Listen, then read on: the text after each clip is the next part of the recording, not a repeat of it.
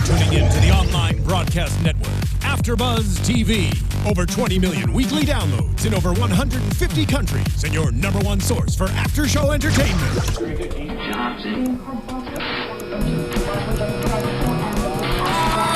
AFTERBUZZ TV, the destination for TV superfans, producing after shows for over 300 of your favorite TV shows, interviewing celebrities and showrunners, and bringing you behind-the-scenes exclusives. All thanks to E! Entertainment's Maria Menounos, producer Kevin Undergaro, and internet leader Akamai. Now, let the buzz begin!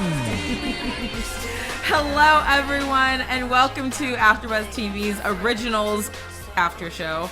It's Season 2, Episode 1, or Episode 3. Wow, Roxy dancing next to me is so distracting. Oh, yeah, because I just got the moves, You girl. got the moves I got like the Jagger. moves. It's Episode 3, Every Mother's Son.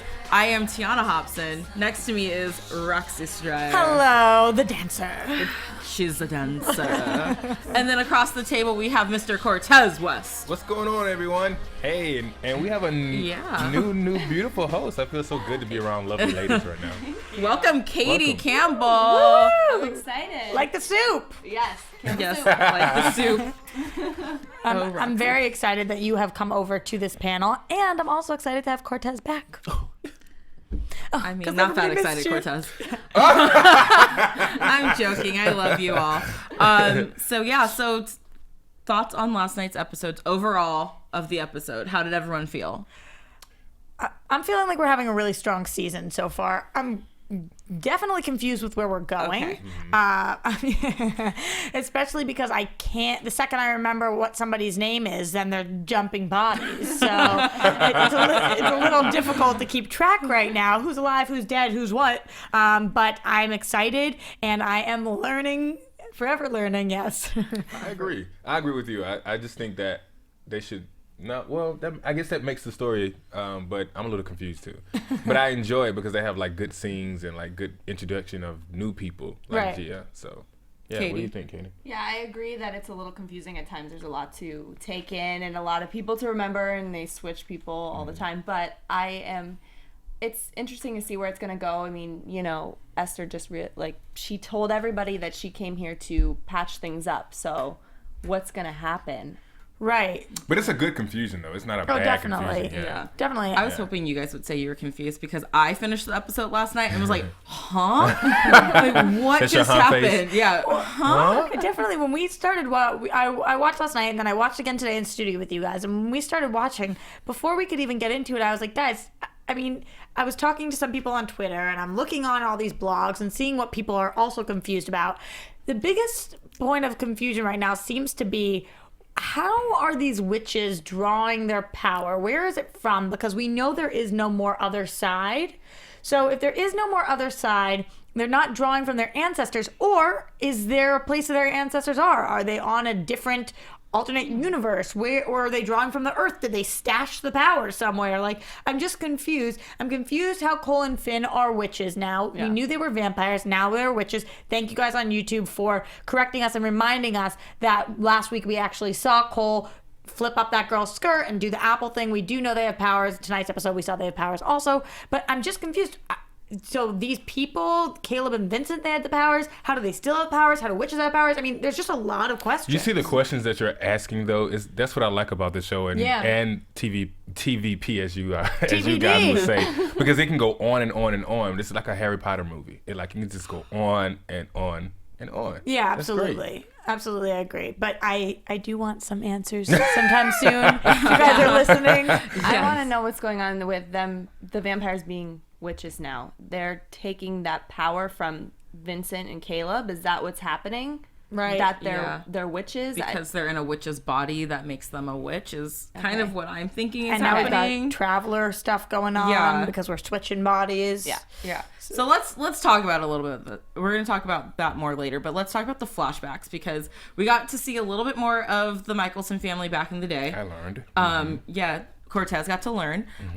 So we open up with, the family's like at dinner, and it's like, where's Elijah? And he's in the woods hiding from his dad. So clearly from the start, Klaus is in the woods sorry, hiding from the dad. No, that's fine. It's hard because they're 7 kids. Yeah. So many One children. unnamed.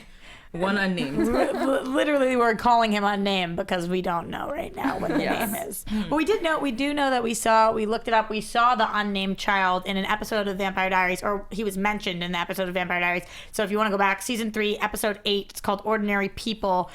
We one time heard about this other kid. Everybody else we've heard about multiple times, but this other kid that was the firstborn child that died supposedly from the plague. So if you guys are super fans, which you can go back and watch that for sure. Let us know, just in case they say his name. The 7th kid name. Unnamed. Yeah. Mr. Unnamed. Yeah. Our child unnamed. So we have young Klaus, who's hiding from his father. It was just the most adorable thing you've ever seen. He was so cute. He was so adorable. But, his mom ends up telling him, like, here, I'm going to, your dad wants to teach you how to hunt. I'm going to, like, protect you, and I'm going to make this. She tells him about the bird, which was the starling bird, which I looked up because I was like, maybe there's, like, a significant. Super fan. Well, all I could find was, like, on pagan websites, and it was like, no, this does not mean a sign of death is coming. So it's not a sign of death, but, I mean. I wonder. I couldn't really figure out what the significance of the starling bird was. So if you guys know at home, like, let me know, because clearly you're interested. Yeah, my Google search just didn't pull up the results Maybe that I you should wanted. try Bing. Oh, maybe I should try binging things, huh? Ooh, good flashback. Yeah. All right. So, yeah, go ahead, Roxy. No, I was just going to say, I thought that this was a very interesting part of the episode. Everything going on between Klaus and Esther. We got to see the old Esther again, which is cool. Again, confusing, but cool. I really liked this storyline with the necklace.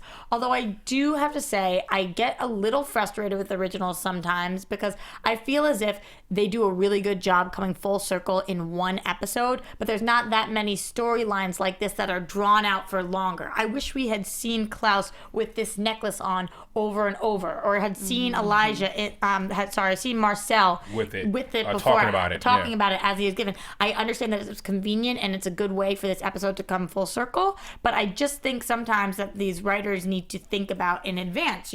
If they had thought about it last season and we had just been seeing this necklace over and over again, we'd be like, what is this necklace? Yeah. Oh no, we'll be like, oh my god, that's the necklace. Exactly. Exactly. Yeah, so I do wish that, but I did think it was a nice element to the episode tonight. I concur. But I see how they like throw it in there because they tell you the story as they're talking about it. Does that make sense? Right, and there's already enough for us to remember in the past, so it's difficult. So I guess so.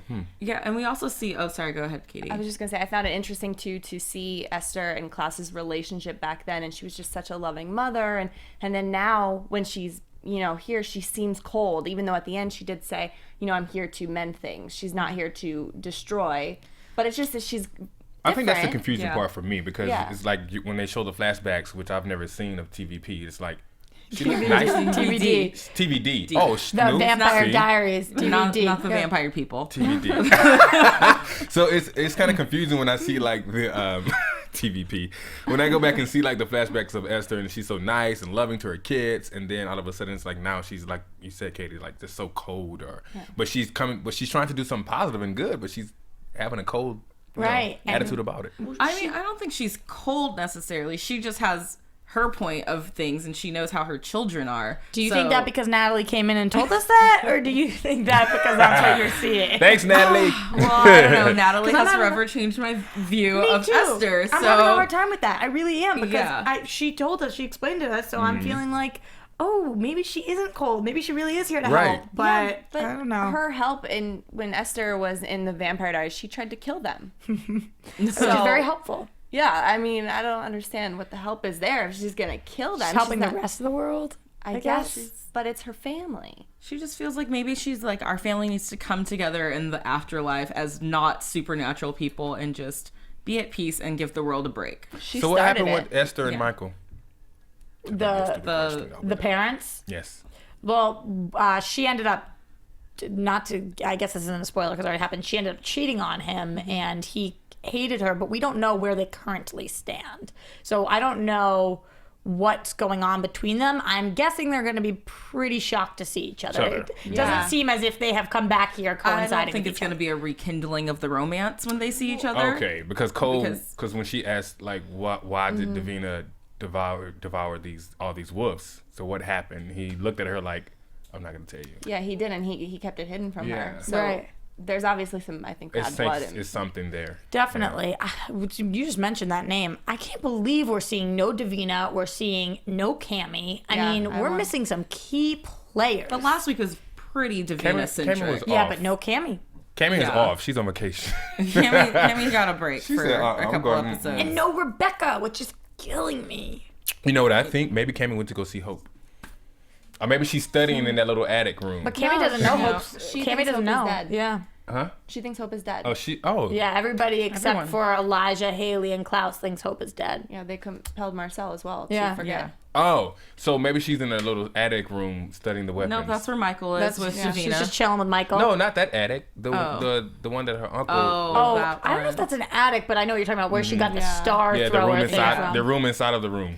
Yeah, maybe she's learning. You go get some knowledge, girl. Yes. You get that knowledge and you come back to us. All right, so let's get back to what we do see on the episode tonight, which so we see the bird necklace getting made, and at first I kind of thought, oh, maybe this is like we're gonna see her doing the spell over again, but she does put a little enchantment on it, and it's kind of unclear of what exactly it is. She just says, you have to wear this. Promise me you'll always wear it. You'll always have it on. She says, if you are ever in danger, rub it and I'll be, or scared, I'll rub it and I'll be there. Mm-hmm. So I almost was looking at this as like his ruby slippers. Yes. From what she was saying. But she lied. I thought there was something more going on than, this is just to remind you of me and then I'll be there. I thought there was something more, especially when his necklace was lost and Finn brought it back. Her panic on her face was like, you have to find this now. Well, what was the deal with that? So in the flashbacks, we see Finn. He's always watching from afar. He's always watching. He sees when the mom originally gives the necklace, and then he's the one to later find the necklace. Is he in on this with the mom? I think he's I don't jealous, think so. I don't think so. I think No? that Finn had this thing where he saw something where his mother was trying to mend, like she knew something about Klaus. She knew that he was going to be this powerful person or be someone of, I don't know, just maybe a very powerful person. So she was trying to, I don't know, control him in a way to where he won't hurt himself or hurt his family. I saw that the relationship we see between the mom and Klaus is the relationship we now see between Finn and her a little bit, because Finn was always on the outskirts looking in. I think he was jealous that his mother clearly loved Klaus the most, that clearly Klaus was the favorite. She was giving him all of the attention, and Finn wanted for that so much that he was always kind of there. And now when you flash forward, he is kind of like right there, always quick to do anything his mom needs. Well, I don't know if we would consider Klaus the favorite, especially tonight's episode. We see her say, I love all of my kids, but you are the most special one. And I think of this as any child that has any sort of special needs that needs all of that attention. He is different. He has something unique about him. And she knew that. And he needs to be, he needs to be taken care of in a different way than the rest of the lot, because she knew that he was a wolf. She knew that at some point he was going to activate that. So I do feel like when she gave him this necklace, she was doing it to make sure he never had the werewolf gene, because as we know, unless you kill somebody, you never become a werewolf. Yeah. So she was trying to protect him from that. But really, by doing that, she made Michael have a very big problem with him because of how weak he was. Although Michael would have had an issue with him anyway because of the fact that he was a bastard. Mm-hmm. So I think he was kind of screwed either way, even if the mom hadn't done that. I do agree with you with that. I think that she was trying to protect him in a way, but I also think that Finn was on the outskirts because he was jealous, because he wanted that attention. Maybe he didn't understand what the significance was, so he was a little jealous and he wanted that attention from his mother. I was wondering if maybe his mother had asked him, if maybe she had said, listen, Finn, you're the big brother and I need you to look out, and this is what's going on with Klaus. I'm curious how long Finn has actually known about Klaus and whether Finn was almost like the little messenger boy at times. I wonder if Finn knew the whole time, like maybe he actually caught his mother cheating or something like that, and maybe I mean, clearly he's always around and he's lurking in places and people don't know about it. So he could even have known about it and his mom doesn't know that he knows. Because he was a little rebellious when during the flashback when Klaus lost the necklace, and she was like, "You have to find it now," and he had it. And I think he took it on purpose and then wanted to be the person. You think he took it? I don't think. I don't know. He didn't pick it up off the ground. He got up from a bench and was like, "Here it is." Well, the strange thing to me is, how would he know that that was his brother's I mean, necklace. I guess maybe he saw him wearing it. Like she just said, that's why I said that, because he's always lurking and always sneaky doing something. So I'm thinking he probably saw his mom do that spell. Based on the flashbacks, we know something's up with Finn. Mm-hmm. He's not just your average Joe kid who's fine. We know something's up. Yeah. He creeps me out. Both the little version and the now version. But I just don't think that he's bad. I just think that how he grew up and how his brothers were treated and he didn't get the attention. I just think that he's just angry. Because he wants the love. Because that's why he was like, why did you let me go away for 900 years? Like, why did you dag me for 900 years? I'm saying you can tell the compassion that he wanted. He wants to be loved with his family. He just wants to be equal. Elijah. Yeah, exactly. He feels robbed of his life because of that 900 years daggered in a box. He feels robbed. Why do we think that he's trying so hard? I guess that's for the dinner scene. Well, I mean, hold off. We can get to there. I mean, the flashback ends up with Klaus confronting his father and them kind of challenging him to a duel over this necklace. And when the necklace gets ripped off, he's able to hurt his father. Yeah. And get it back. So do we think that the father then figured out about the necklace and that's why he gave it back and didn't take it? I don't think if he figured it out, it wasn't something that he knew that his wife had put a spell on it on the necklace. No, I think it's more so maybe he knew that his mom that gave him that, so he just wanted to take it from him. It just probably was something that was on him that he wanted to take from him. He saw that Klaus was like, "No, you're not going to take it." So he just wanted to show him that he was weak. I agree. Maybe that, or maybe Klaus always went around saying, "This necklace makes me stronger. This necklace makes me stronger." Maybe the dad took it because of that reason, saw that it actually was making him weaker. That's the and same then thing. Gave it back. Like he didn't know that it was, right. It was something that was under a spell or something of the nature. Yeah. So I mean, that's pretty much the flashback. So it was nice to see that, but the real high point for me was this dinner that happened in this episode. The real high point for me was the invite. I mean, that invite, first of all. That is dope. I would love to have that in mind. Why don't I get invites like that? I know, I would love that. Because there's no magic in our world. Birthday parties. You can make some magic. Like, somebody send me a full course plate meal. But should they have been, like, would you have eaten that if you're like them and you figure out that it comes from your mother? If there was chocolate involved, yes. And otherwise, maybe not. And did the food sit out all day? I mean, that's what I'm saying. Like, you would have eaten it. Because the food was sitting on the table already. No, she just did the feast as an invite, and then did another feast. Right, okay, got it. Because I saw them bring out the food. Okay. Oh yeah, no, that wasn't the same food. That was like I was like, so I was like, here's some food for you because I'm inviting myself over to your house for dinner. Right. That's also a real ballsy move. Like you're inviting yourself over to someone else's house for dinner. Oh, I didn't even catch that part. Yeah, she didn't have it at her own house. Dude, she invited herself over. Yeah, the invite said it. It said to your home. To your home. See you at your home at 8 p.m. Yeah, exactly. That's why. Gosh, I gotta clean now and do all this other stuff. Like, but they weren't there though. They weren't staying there though. Yeah, they were. Elijah and Nick and Klaus, they weren't at the home. That's where the invitation went to. That wasn't the home. That was a different home.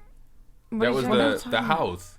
Yeah, it was there. It was there. It was in the quarters. This is what's unbelievable to me. I already said that, and the same thing happened last week. I said that I watched this episode twice, and again I did it. It's not like I'm doing anything while I watch it. There's so much going on that I'm like taking notes and Googling things and looking up what brother does this. How it was at their house. It was blatantly at their house. I'm thinking back on it. It's crazy to me. No, guys, that's at that White House. Didn't they have a White House? Or am I thinking about? No, you're thinking. True Blood. Wrong vampire show. Get your vampires in the vampire straight. Do not let me have it on those comments. I was just a little confused. Let him have it. I mean, we see that she's invited herself over for dinner, and then this immediately triggers both Elijah and Klaus to start plotting and planning on what to do next. So was that her intention? Because clearly by the end of it, we see that she had a bigger plan. Right. So at the start of it, I was like, oh man, they're going to be one up on her. And then at the end of it, I'm like, ooh, but did she know that this is exactly what they were going to do? And how could she have known that? She knew. Because Finn's been watching. And she knew because she knows them. She's watched them for so long. A mother knows. How could they have known? She could have known about the hand thing, though. That they were going to know where she ended up because of the hand that Lenore makes the hand design. I mean, that's just crazy.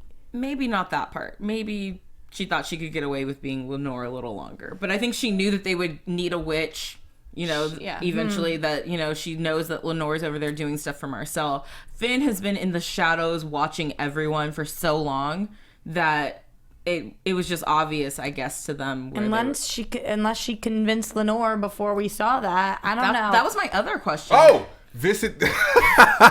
Sorry. Vincent went to go see her after Elijah and because Gia he's been went. following them. Right. So when she didn't look up, she said, "Can I help you?" And Vincent said, "Yes, you sure can." Yeah. And that's probably why it went on that way. He made her. I mean, then he beats the crap out of her, though. So. But remember, because then he went to Oliver. And had Oliver and brought Oliver, and it was like, she had some visitors earlier. I want to know what they wanted. He hadn't gotten that information out of her yet. Did he know Oliver was going to turn? Did he know Oliver was going to be on an alliance? That Oliver was going to be on Team Haley? Like, how did he know that Haley was that they were gonna let the witch go and do all of this stuff? It's just confusing to me what Esther is privy to and what she's not. I guess we'll find out in time. My thought was that she didn't know exactly what Lenore was doing for them, so maybe she was going to try to infiltrate her body to pretend to be Lenore to hear their plan to throw them off. Maybe. But that's also too simple for the originals. Keep in mind, Esther knows her kids.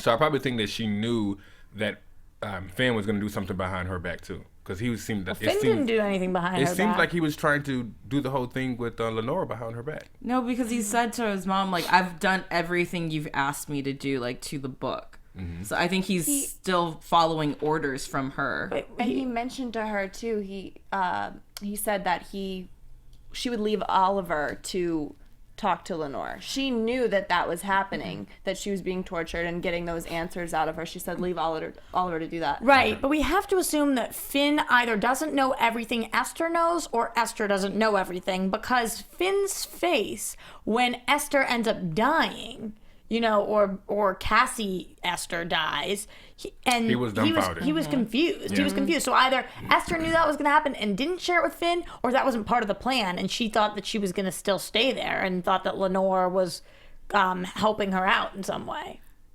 You know what I mean? Yeah. I think he didn't know. She knew.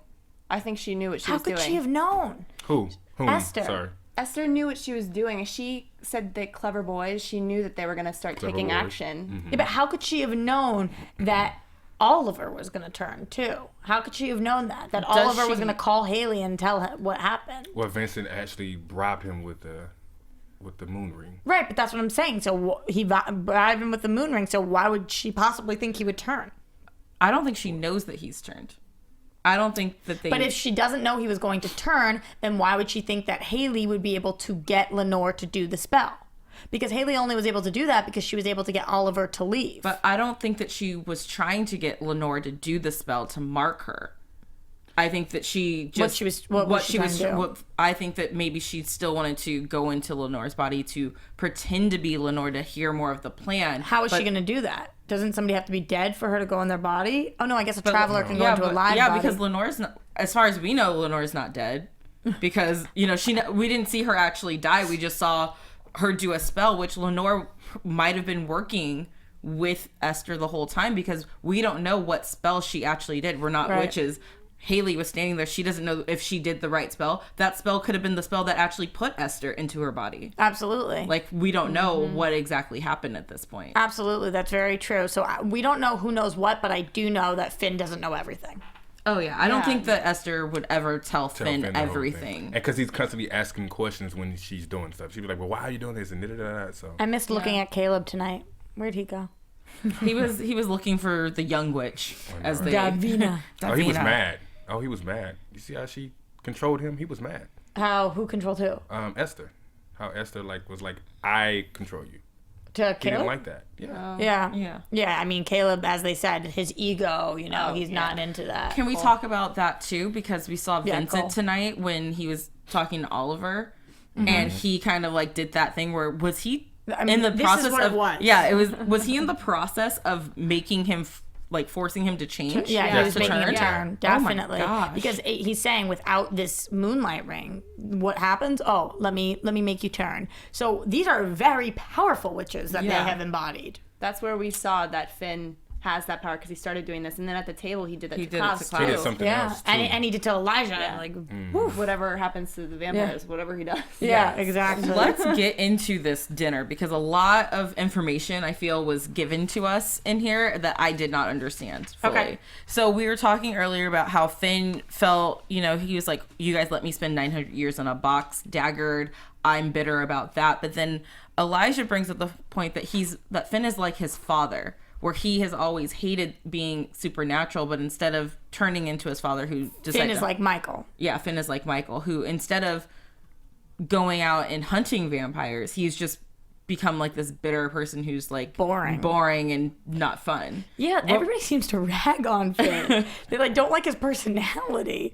That's not where you're going with that. Well, no, I just want to ask you guys your opinions on this because earlier you were saying, that Finn's like misunderstood and he just wants love from his family, but it doesn't sound like he ever wanted to be a part of this supernatural family. Well, as a kid, if no one is showing you any attention, it's kind of like you He's begin the to oldest get... kid. Man up and go be the oldest kid. Like, you shouldn't be whining and crying about, oh, my little brother don't like, you're the oldest. Right. Man up. I get that. But he never acted like the oldest. And I think that we always used to talk about this on the Vampire Diaries show back in the day, that Elijah, we always felt like Klaus acted like the oldest. And we know Elijah's even older than Klaus. And Klaus is a little baby. Mm-hmm. So it's interesting, the family dynamic. It's almost null and void at this point because they're thousands of years old. Instead of you're no longer the little 5-year-old with a 10-year-old brother that's older than you, like a big 5-year age gap, So it is interesting who plays the older sibling. It doesn't necessarily mean that they're physically older. They just have different dynamics. Yeah. See, I took it the opposite way of you because I always felt like Elijah did act like the older sibling and that Klaus was irrational and like crazy and angry and he was acting like the little child and that Elijah was always kind of more the fatherly, like, okay, Klaus, like, have your tantrum right now and then we're gonna go back and I'm gonna put you on a timeout. I do remember him saying stuff like that. I kind of felt like that was their relationship. But I think me coming into the originals, I was like her. I was like, thought along that nature that Klaus was the oldest. Yeah, but I could see both sides. I mean, I just think that the dynamics are always changing because they have so many years to change. Mm-hmm. To be daggered for 900 years and, that's you have a long lifetime. You have forever. That's why he's acting like the younger one. He hasn't lived as long because he's been daggered for so long. Yeah, Rebecca had the same problem. She acts like a little baby. I miss her. I miss Rebecca. She'll be back. She'll be back eventually. She's got hope. She's got to be back. You know what's interesting is that at that dinner, Finn has always had this, or in Vincent's body has always had this calm and collected nature, but he kind of broke that a little bit. And, you could see that. Yeah, exactly. So I thought that was very interesting. Yeah, I thought that this was one of the lines that was memed the most and that was tweeted a bunch of times. But when Klaus looks at his mom and says, "You're the author of everything I am," I thought that was really interesting too. You know. That was Esther. You're the author of everything I am. I was like, did that put you to sleep? How? That's how she did. She's like, so like you're talking about Finn, about Klaus. I just keep feeling like we're learning more and more about each of these characters every time we see them, which is very important. I love it. Yeah, and I felt like I agreed with Klaus in that moment because I think it's something we have talked about. Esther is the reason why they are who they are. Mm-hmm. So the fact that she's now coming back and trying to destroy that or fix it, whatever that means in her eyes, it's like I think she's trying to take responsibility for her actions, but at the same time her kids are now like, well, no, I don't want to die, I don't want to go away from here, I like my life, right? Did you see Finn, his face when he said that though? Because he was looking like as Klaus kept talking and like being aggressive towards his mom, towards Esther, like Finn was looking like, I didn't know that, and he was like more so leaning like at Esther, like, who are you, as if. Right. Like he started to get like a little bit like, really? Yeah. I could definitely see that. I think that it's confusing. They each have different relationships with their mom. They're each privy to different information about her. And so I think Finn's probably confused, especially more so when he sees his mom pass out on the table. Yeah, I definitely think that's true. Yeah, and right before that, Finn had also said, that Cole was over on their side now. Even crazy radical Cole has seen the, Mother has convinced him in the argument. I don't think so either. I don't think so. But Mother has convinced him that our way is the right way. So now he's hearing Klaus going off on Mom like, yo, remember that she is the reason we are this way. Right. It seems to me though that, and correct me if I'm wrong, guys, but Esther isn't trying to kill them. She's trying to make them human again. Right. So this was really confusing to me because, so what happens then? If she just puts them into other human bodies and then they just live as humans for the rest of their days, does that mean all the vampire bloodlines do die with them, but they become human again? Or what would actually happen? Could we see this show if the originals weren't vampires anymore and they just were humans? That's why it's not going to happen. Because what? We can't see. Because we didn't see the show? Want to You're right. do that. They don't want to do that. And she's going to, ruin their lives and do whatever she has to try to make them beg her for that. She said you can't help somebody who doesn't want to be helped, pretty much. Yeah. Yeah, and I hate to, because I know people don't like it when we reference the Vampire Diaries, but if we go back over there and what happened with Catherine when she took the cure, she started aging. She got gray hair. Yeah, she was losing because her teeth. she was 1,000 years old or however old Catherine was at the time. And so, all of that starts catching up to you when you become human again. So unless Esther has another way to make them not age and they die suddenly. They saw that with Catherine too. So now y'all know why I'm glad I did not watch the Vampire Diaries, because that was like, to me. Like, I was very. I had a aha so then moment. you should watch. No, I don't want to, because the moments like this. Like, no, for her to because say it's the that. same mythology that they have to be consistent throughout, because you've established it here. So now we have to see the loophole or whatever they're going to come up with for how to work it out this time. Right. I do think it's interesting. Yeah. It's very interesting. Like you just said, people don't like to, what it is? I saw some of the comments. It was like, stop bringing up Vampire Diaries. I'm like, I'm sorry, but sometimes it's like, it's relevant. So I'm probably one of those people. Yeah. Because I'm like, but when you say stuff like that, it's like, it's amazing. I'm like, okay, good point. So they cannot not go back to being humans. Right. They would wither away. Yeah. It's interesting though, if she did have a spell to make them not be that way when they were when they were humans again. But I think it's interesting that you said that they would kill the rest of their bloodlines. Like, everybody would die. I think that would happen. That's what we've talked about before. We know for a fact that if one of these originals dies, everybody that they turned, which is everybody. Marcellus, everyone. Everybody. She wants to take out all the supernatural beings, so I think she's aware of that, and she wants that to happen. Yeah. Or does it turn all of them back into human as well? Because we know that if an original dies, that everyone in that line would die. So if an original gets turned back into a human, does everyone become human as well too? I'm really upset that I'm asking this on air, because I know I'm going to take a lashing for it. But what happened when the originals that did die died? Did their whole bloodlines get? Or how did we avoid that? They all died. Yeah. Yeah, because Finn sacrificed himself.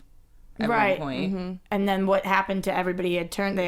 We found out who they hadn't turned, because remember we were all rooting for Stefan, for all those people to stay alive, and we didn't know who had turned which person and which bloodline. So everybody really did pass from that. So we know that they won't become human again. Oh, I guess if they're becoming human, it's interesting. I don't think they would, though, because they're jumping over into other bodies. Right. So everybody jump bodies. The whole world jumps bodies. At this point, vampires have to make up like at least a third of the population. I know, right? You keep jumping like that. Yeah, I know. I mean, right now they're only in Mystic Falls and New Orleans. Nobody's in Mystic Falls. We got that. Yeah, curse, no girl. one's in Mystic Falls, but I have a question. Yes. Cassie? Was she already dead? So Cassie was one of the harvest witches. Right. And so she came back. She was dead in the harvest, and she came back as Esther. So why didn't she die when Esther left her body? Because she was supposed to come back as Cassie because of the harvest. All of the witches came back in the harvest. But Cassie was Esther. Right. So that's why. So now we've got her live, and we know from when Natalie was here that she said she was going back to film. So I guess that means that Cassie's going to have a role in this somehow. You know, because she's not Esther anymore. Yeah, maybe she'll be mad that Esther used her body. And... maybe she'll team up with Davina, who was a good friend of hers. Yeah. We need more witches. Yeah. And Davina needs more friends. Davina needs better friends. Yeah. Than the ones she keeps making. Trust, because Caleb is not the one. Yeah. So after Esther jumps bodies, you know, she jumps over to Lenore, where Haley is already there, and they're in the middle of doing the spell, which we've gathered all the ingredients we need, the necklace and a freaking snake. I have the biggest fear of snakes, and so I did not watch this part. You look like you were just gonna yak when you said the word snake. Yep, I get tingly. It's not good. But I'm gonna let you guys talk about this part because I had my eyes and my ears covered. All right, here's my biggest question. I had to write this down because I want to know what you guys think about this. Okay. So Esther turns to Haley and says, "Children are meant to save us from the worst parts of who we are." Do you guys agree with that statement, or what? I can't say that. I was gonna say it from a female's point of view, but looking at a female, even in real life, when a female has a kid, it matures her. She breaks into motherhood. So maybe that's what she meant. Mm-hmm. So maybe that's why she's trying to redeem everything and make it, how it was. What do you think, Katie? I don't know. I think I agree with that. That I don't know if I would say saves us from the worst parts of who we are, but it does make a woman more mature with the motherhood. Mm-hmm. What do you think about that? I've seen some really horrible people become great people by having children, and this includes fathers. I've had coaches in my past who were horrible human beings, and then they had a child and, a daughter, and it just changes their whole perspective, and they realize, the error of their ways. But then I've also seen horrible people still be horrible people with a child. Right. So here is my problem with this. I would understand if it said children are capable of saving us from the worst parts of who we are. But when she says children are meant to do this, it's like, that's not why you have children, so you can save yourself. And it sounds like that to me almost. It sounds like to me she no longer is a fan of herself, so she needs her children so she can save herself. I feel as if there's a little bit of selfishness going on here. She keeps saying, no, I'm doing this for you guys, I'm doing this for you guys. But part of me thinks she's doing it for herself. She is. She's regretting making them vampires, and all of that has happened in the past. She wants to fix it. Because of what it means about who she is, not because of what they are. Mm-hmm. I think if she was to actually stop and look at who they are, then maybe she could be proud of some of the things. But instead, she feels so guilty because of what she's done to the world by unleashing vampires. I don't know. I'm feeling kind of iffy on where she lies on the good to evil scale. Yeah. Sorry, this is completely random and a little bit off topic, but on topic. So Haley and Klaus have a child out there who was conceived. Like, if Klaus gets killed, like, does Hope die? But Hope is like part vampire, part werewolf. Like, Hope would be a hybrid. So how does that work in the whole grand scheme of, like, if an original dies, everyone in their line, but it's people who they've turned, and Hope was born this way. Yeah. So then maybe Hope's the start of a whole new vampy. Hope is the one who ends up turning. They've been saying that the whole time. Though. Yeah. I don't know. I really don't know about that. The other question I had on that note is the fact that Esther, or as Lenore, offers Haley this whole new life that she'll be able to have kids.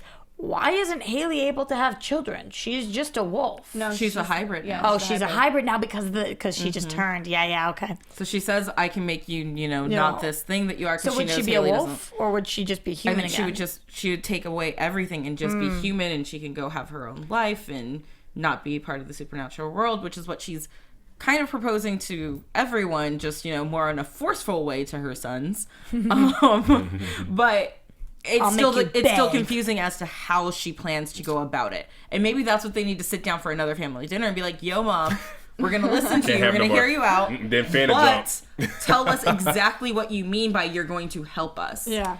and don't be like, oh, well, you know what? I'm just going to make sure they're at their lowest point. I'm going to take all their family, their friends, their loved ones. Like, I'm going to take the world and basically make them come beg me to spare them from this pain. Because I love them. Yeah, because I love them. That's the thing is I don't understand like what you said. She said children are meant to save us from the worst parts of ourselves, but she's going to do all these terrible things.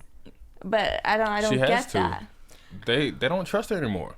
And then especially Klaus, after he realized that she's the author of his life, so of course he's angry with her. He literally wanted to snap her bones apart. So that's not gonna happen anymore. That's not gonna sit down, calm, dinner with the Michaels. Yeah, but then her children aren't saving her from the worst parts of her. Right. You know? And that's why she's gonna tear them down to bring them back up. Yeah, that's the military. That's what they do. Is she wondering where Rebecca is too? She hasn't even asked that question. I'm pretty sure she knows. She can feel it. Well, right? Rebecca put a cloaking spell. Remember, that's the last thing Klaus said. Make sure you put a cloaking spell. So I don't know if she knows, and it really doesn't seem like she cares. Maybe it's because Rebecca's not going around killing people, so she doesn't really mind. The biggest monster in the family has always been Klaus. And that's why everyone's so focused on getting from him and working their way outwards, because the other ones would be, I don't know, easier targets to get to. Right. So I had two favorite moments in tonight's episode, and what you just said kind of relates to one of them, which is when Elijah sits down Klaus, or they're standing actually, and Klaus is like, she made me weak, and he says, you never were weak. Yes. I love the fact that these two are bonding together right now and supporting each other. We saw in season 1 they really were having a hard time with it. I thought that was awesome to like give each other those little pep talks. Really, really strong moment for me. And he never was weak. He's always been very strong. Not gonna lie, I teared up a little bit on that moment. Yeah, because I agree. It was so great to see that, and it was, you know, the big brother telling the little brother, hey, like, you've always been stronger than me. Like, I look up to you in a way for my strength too. So it was it was beautiful. And last thing I want to talk about before we wrap up is with Marcel and Gia. Yeah. What is Marcel's plan over on the other side of the river? I mean, he's sending Gia out and saying like, hey, you're a weakling. Yeah, he's trying to get Elijah on the team. He wants Elijah on the team. They need an original. Marcel's gotten smarter since last time he tried to take down New Orleans. He has gotten smarter. He knows things. He was pointing out things about Elijah that, you know, he was telling Gia to go pinpoint his weaknesses, and he is smarter than he used to be. That's why he's trying to build a community. Yeah, that's why we saw that episode where Marcel turned his back on Elijah, even though we know he really didn't. Which brings me to my second favorite part of tonight's episode, when finally Elijah does say to Gia, because if someone had done the same thing for myself and my siblings, I'm quite certain history would have unfolded quite differently. So it was very interesting to me that he recognizes that if somebody had taught him, then he would have been better, and it would have been better. So now he's teaching Gia. And I kind of think that Marcellus is trying to give Elijah another chance, another opportunity to do what he did with him, to finish in a good way what he would have done with him, like trying to teach him, you know, the proper things, you know, as a vampire and things of that nature. So he gave him Gia. Right. Is it Gia or Gia? Gia, because I said Gia. Yeah. So yeah, I think he's giving Marcellus. And I'm thinking he's giving Elijah another opportunity to start over. Okay. All right. Does that make sense? Yeah, but so I don't know. I don't know if we trust Marcel with Elijah, just because there's been so much that's happened between this family that he's a part of, but then not a part of, and we know that now Esther's coming after him. It's a new dynamic.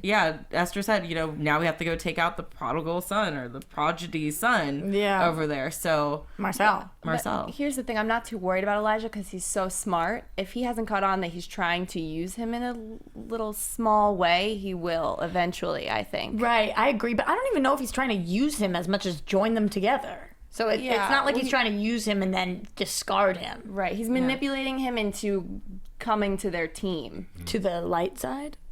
Come to the light side. Why the vampires got to be light and the werewolves are dark? Like, no, not the werewolves are dark. I'm just saying, because Klaus is the dark.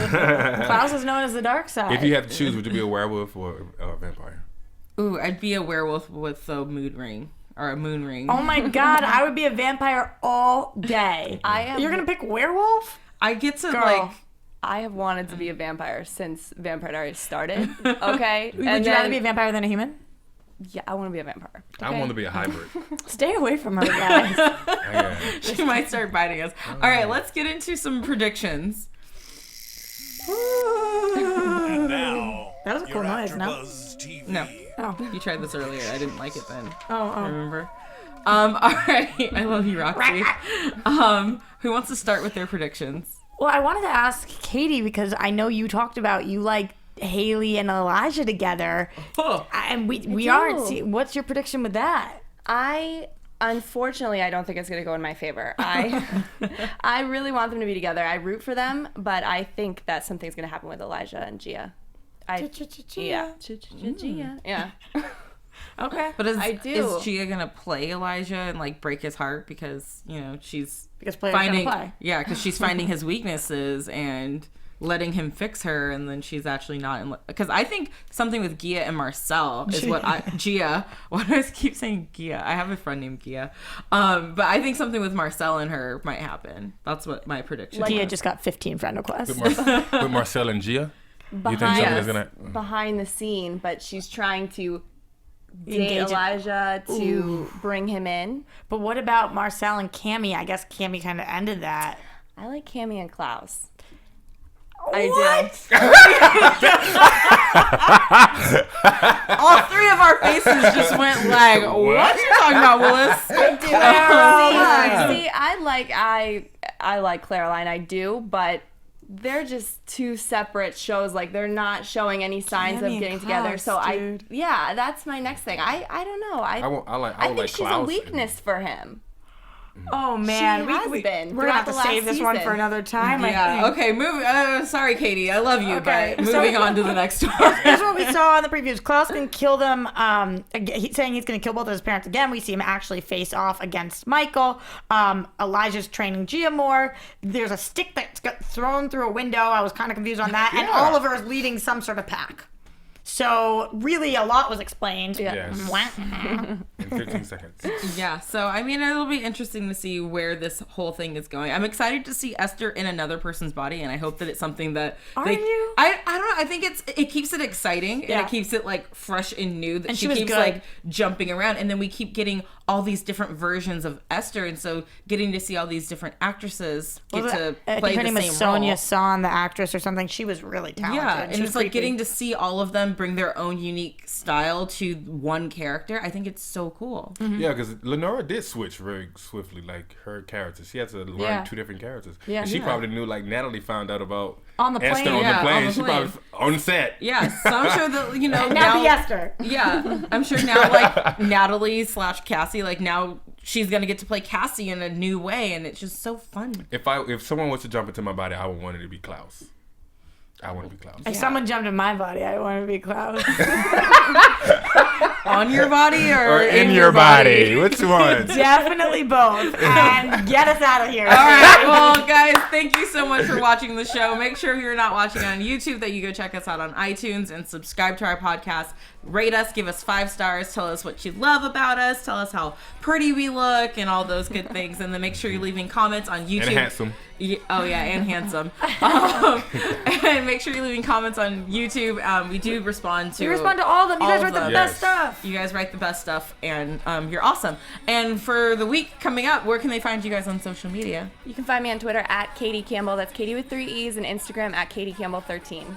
Wow, amazing. You can find me on all the social media, even the Twitter, at Cortez G West. Roxy, where can we find you? You can find me everywhere at Roxy Striar. And I am everywhere at the Tiona Hobson. And make sure you find all of our AfterBuzz shows at AfterBuzz TV. And we will see you guys next week. And don't forget to tune in Thursday nights for the Vampire Diaries after show. I love it. From executive producers Maria Menounos, Kevin Undergaro, Phil Svitek, and the entire AfterBuzz TV staff, we would like to thank you for listening to the AfterBuzz TV network. To watch or listen to other after shows and post comments or questions, be sure to visit AfterBuzzTV.com. I'm Sir Richard Wentworth, and this has been a presentation of AfterBuzz TV. Buzz you later. The views expressed herein are those of the hosts only and do not necessarily reflect the views of AfterBuzz TV or its owners or principals.